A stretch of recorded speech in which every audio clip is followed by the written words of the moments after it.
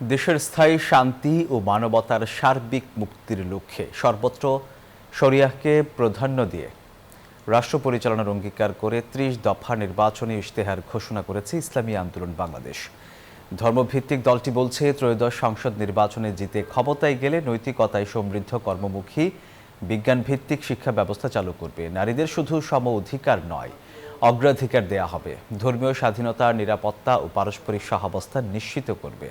রাজধানীর পুরানা পল্টনে কেন্দ্রীয় কার্যালয় থেকে আনুষ্ঠানিকভাবে এই ইশতেহার ঘোষণা করেন দলটির আমির চরমোনাইর পীর সৈয়দ মোহাম্মদ রেজাউল করিম।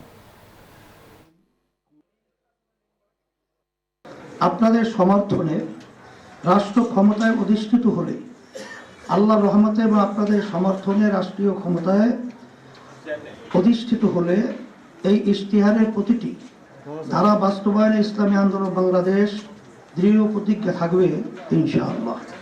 রাষ্ট্র গঠনের নীতিগত ৮ দফা আমাদের পরিকল্পনা রয়েছে। রাষ্ট্র পরিচালনার সকল ক্ষেত্রে ইসলামের মৌলিক নীতিমালার পরিপালন।